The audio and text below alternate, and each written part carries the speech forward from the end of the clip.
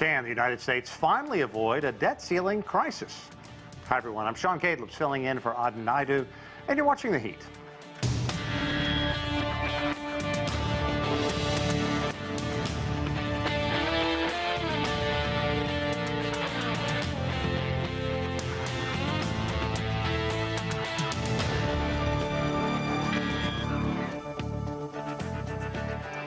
Welcome, everyone. After weeks of political stalemate over the U.S. debt ceiling, Washington may be about ready to approve a compromise deal in the U.S. Congress.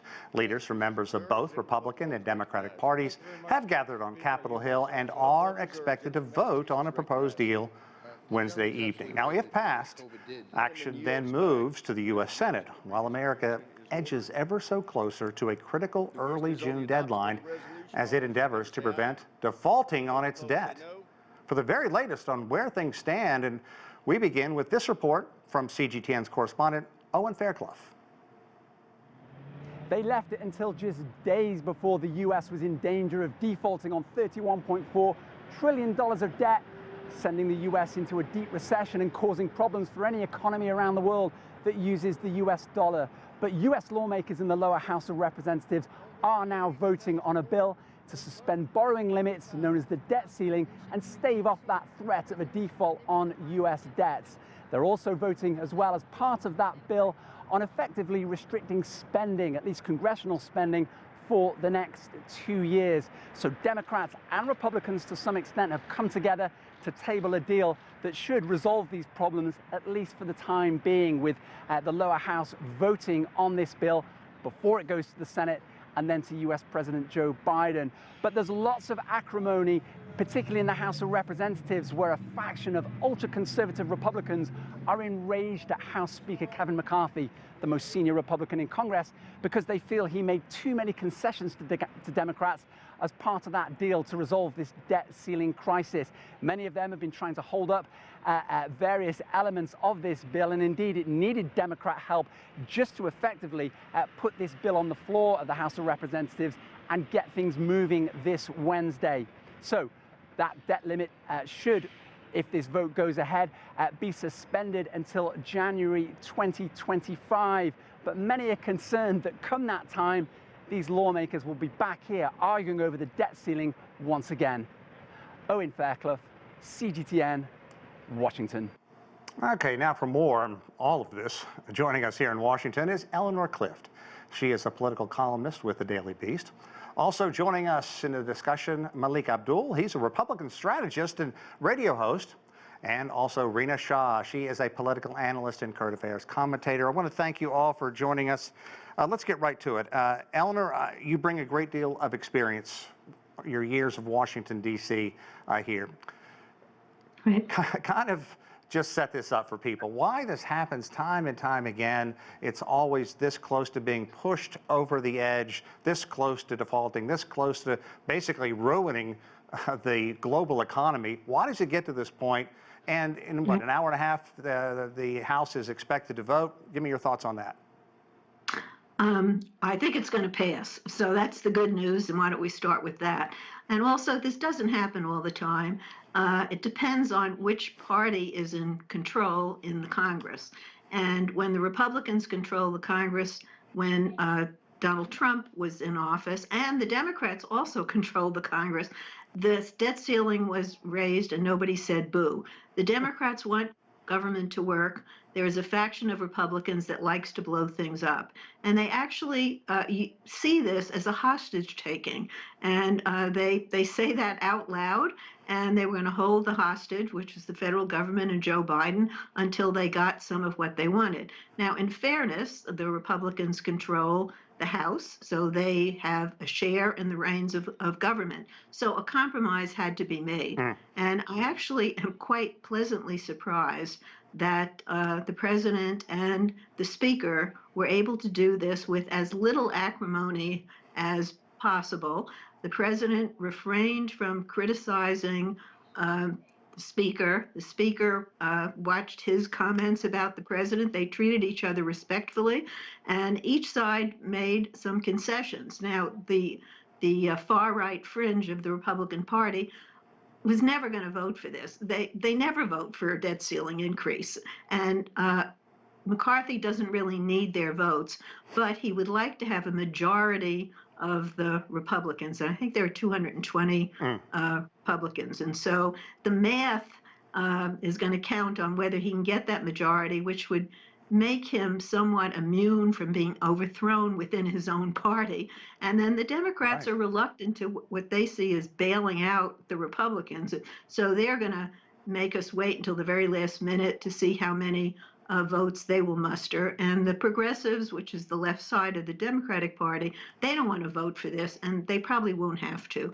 But in the end, I think it's going to pass, and that's a nice hurrah for bipartisanship, for getting along. It's what the country wants, and it avoids default, which would have been a disaster for this country and for the global economy, frankly. And Eleanor, I have to thank you for holding me accountable. I shouldn't have said happens all the time. I should have said when it does happen, it always seems like the sky is falling.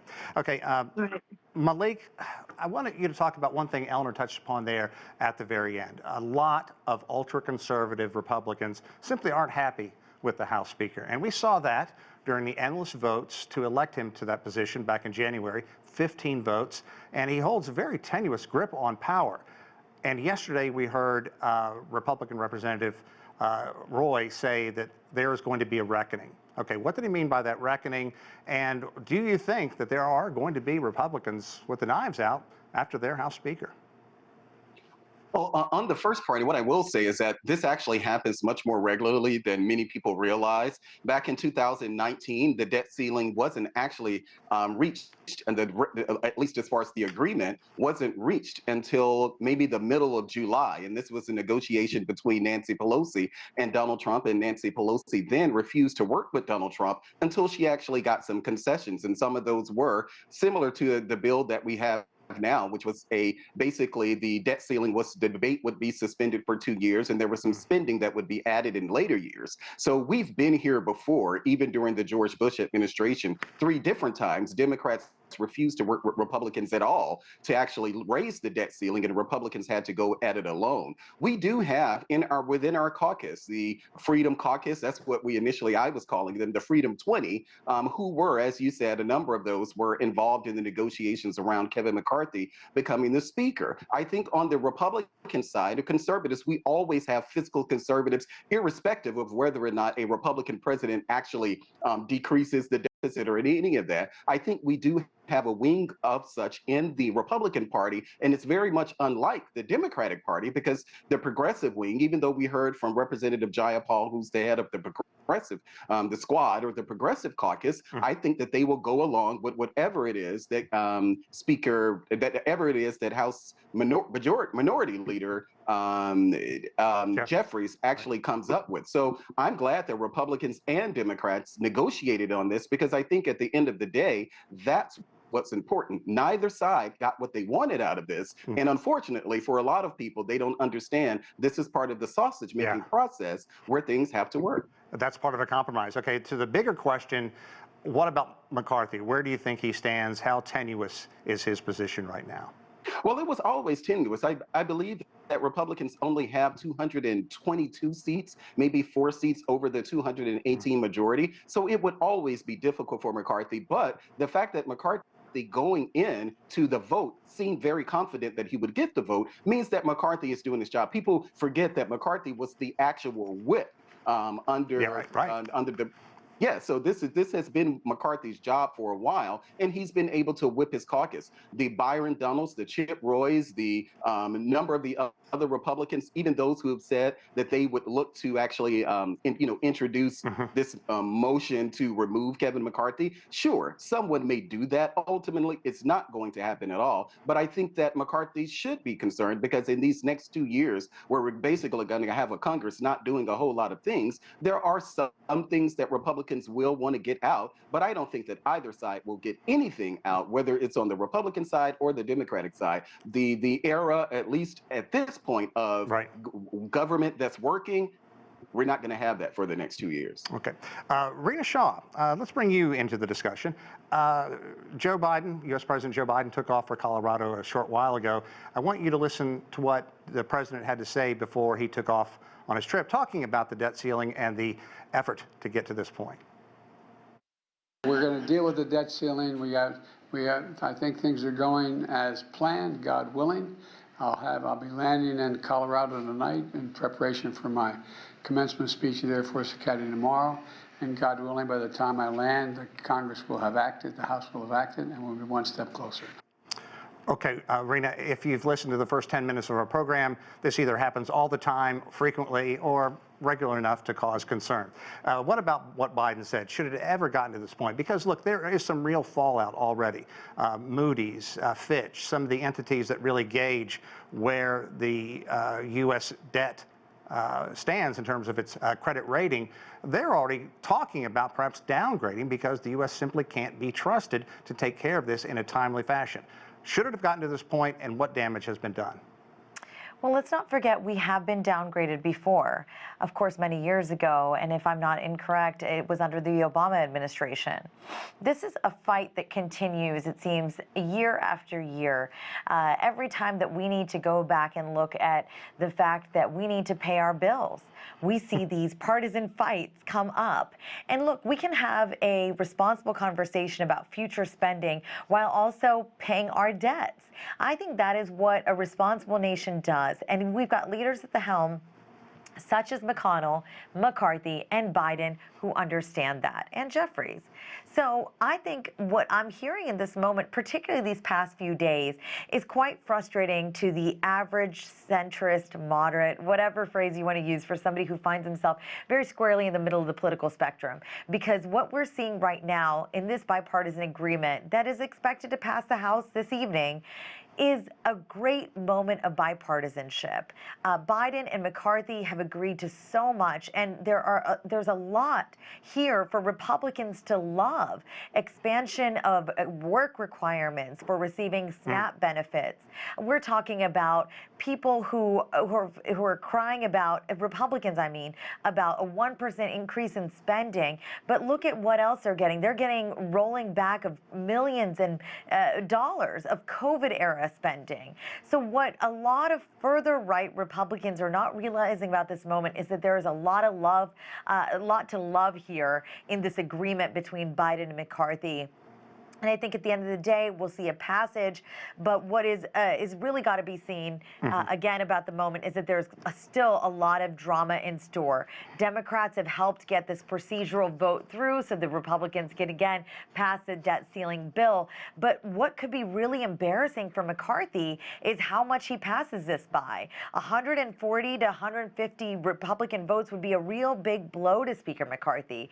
Because, again, let's not forget that finishing with less than a majority of the conference, which is 112 Republicans, could be really fatal for McCarthy, who won the speakership with a very slim margin. So I am really looking at the future here. I know drama awaits Republicans, but I think in this moment right now, Republicans need to celebrate what was achieved. These are record wins for Republicans, and for extremists to continue to say, we will vote no, shows that they are playing partisan games in the lead up to 2024. Yeah. Eleanor, let's pick up on that, because arguably the GOP did get a more than the Democrats did in this. You talk about the COVID spending, the clawback from the IRS. The Biden administration wanted $80 billion from more IRS officials.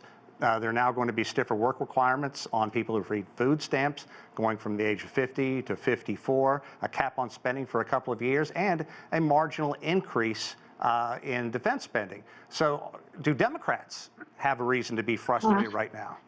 The beauty of this deal is that each side can spin it to their base. And Biden won big because he got a 2-year reprieve. There will not be another hostage taking next year over the debt limit in the middle of the lead up to the presidential campaign. So that was a big concession. They didn't touch his loan forgiveness program for many students that Republicans hate. They didn't touch that. The climate concessions were mostly left in place. But the wings of each party, they need to fight to show their constituents how much they hate what's been done, and they see that it's mostly been inflicted on the poor. And the notion of these work requirements, there are work requirements already in place, and the Republicans, by just slapping that on and saying if you don't do it, you don't get food assistance. What you want to do is you want to encourage more people to work. Let them have the food assistance. Don't take it away and make life harder. You know, they say casually they can pick up another shift.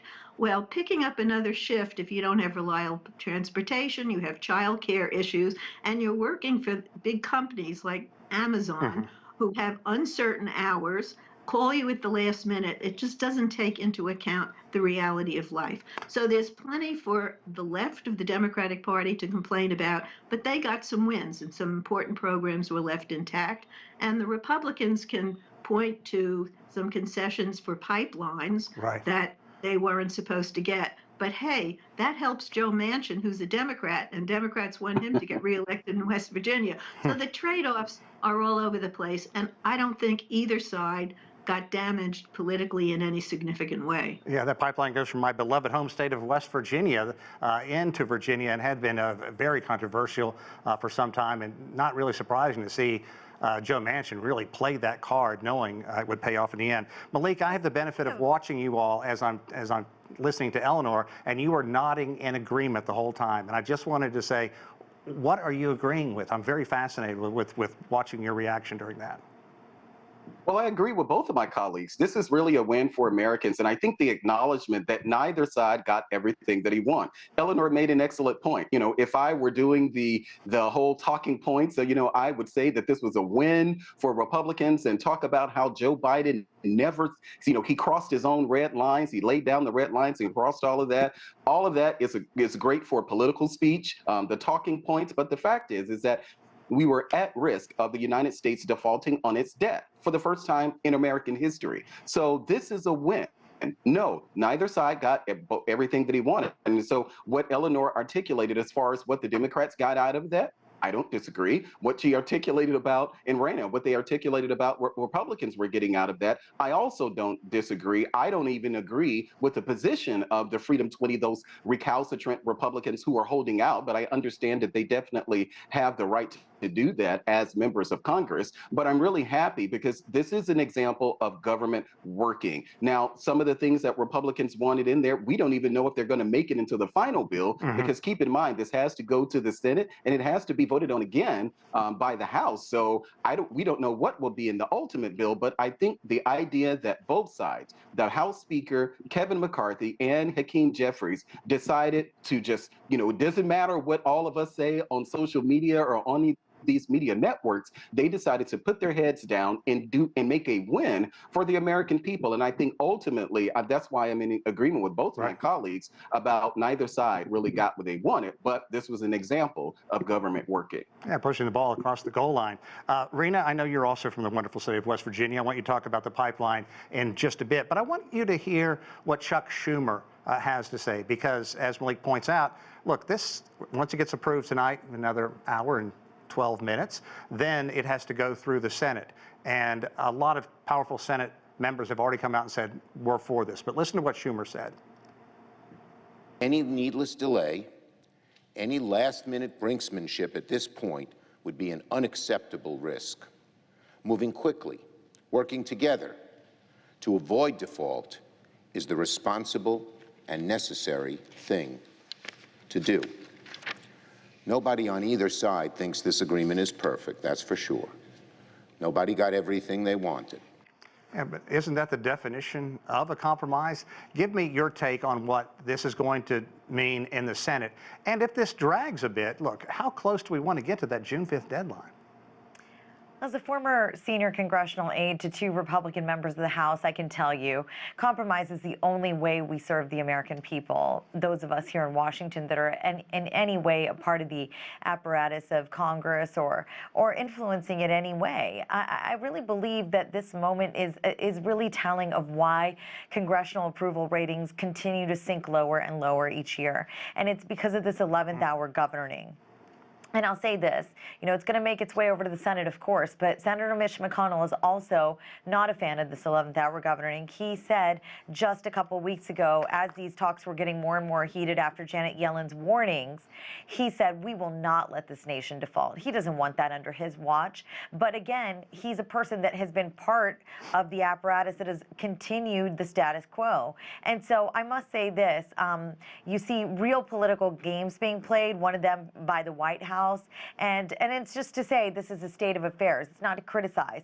The White House kept its promise to Senator Joe Manchin of our native West Virginia from last year's Inflation Reduction Act by keeping permitting reform in this debt ceiling deal. So what I see here is the White House looking to try to keep Manchin on their side. There's been talk of Joe Manchin potentially mounting a third-party run while Joe Biden is declared for the Democrats. There's been talk of how Joe Manchin will be able to keep his seat with Governor of West Virginia, Jim Justice, who has changed to a Republican, running against him. So there's a lot in Washington that continues on in the same manner that it was over a decade ago when I was serving these 2 Republicans on the House side. It saddens me because as a millennial, I must say, I have wanted to see change come from the top down. And with this 11th hour governing, again, I don't see anything changing. But compromise is good, and it's the only way Washington gets anything done for its constituents across the land, coast to coast.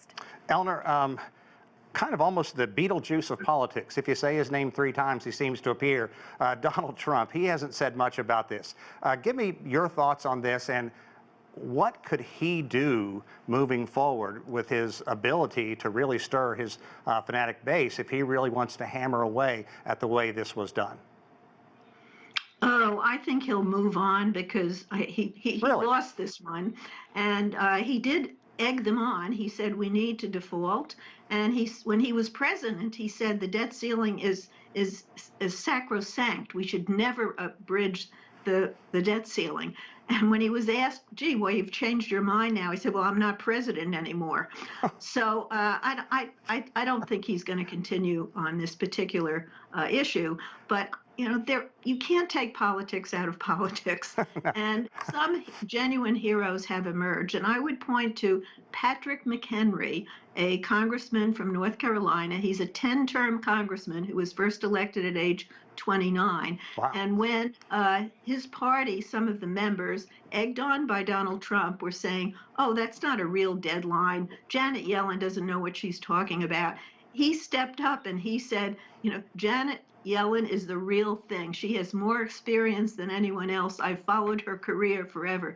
This was like sprinkling holy water on the Treasury Secretary. So he was one of the key negotiators here. And, it's for those of us who watch politics on cable television, you see all the Twitter performance artists, and we all know their names, and I'm not going to repeat them. It's so nice to see some serious people who understand what governing is about, who aren't just playing to their Twitter followers. And I think that's what we have seen emerge here. And I give the speaker a lot of credit because this is a very sensitive moment for him and for his caucus, and he's handled it very well. Now, we don't know what's going to happen tomorrow or next week, but I think we can at least savor this moment. I love having you on the program, Eleanor.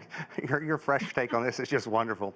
Melik, I want to talk to you about another prominent Republican, DeSantis. Ron DeSantis, the governor of Florida, had this to say earlier in campaigning in Iowa about the ongoing measure, as you say, making the sausage.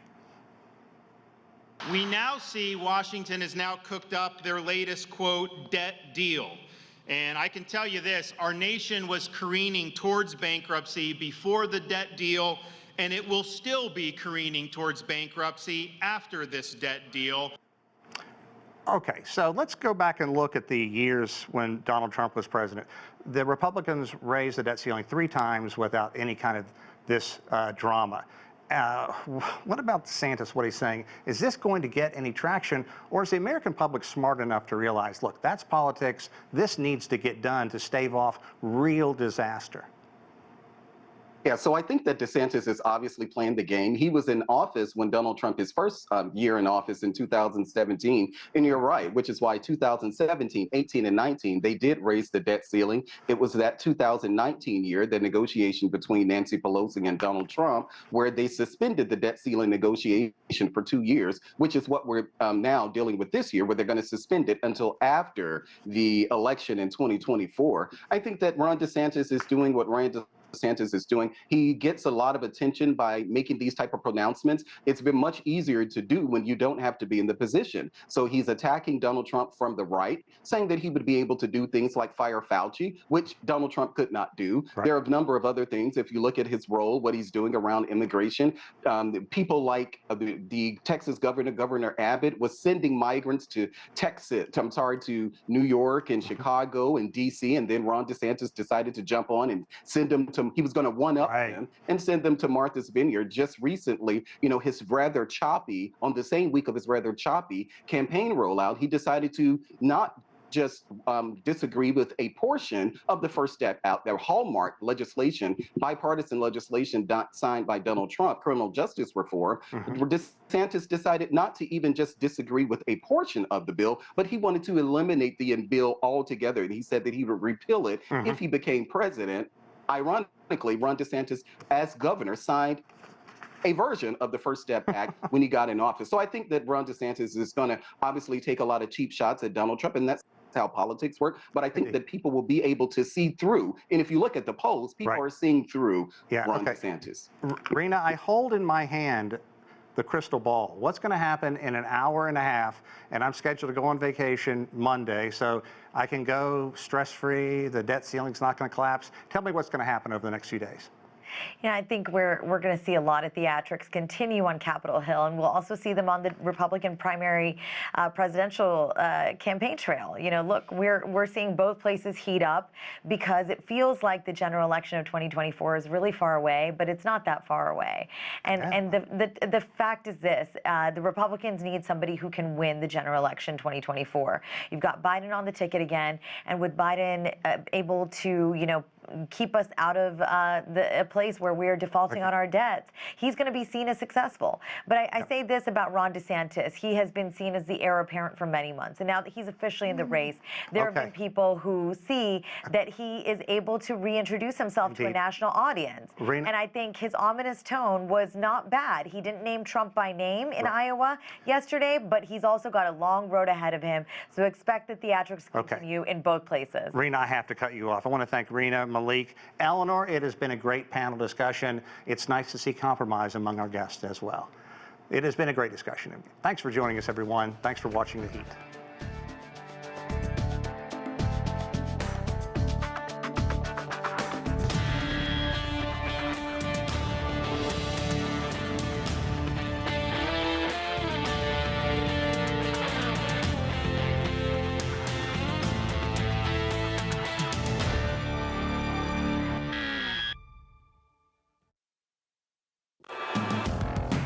The nature of business is to bring value.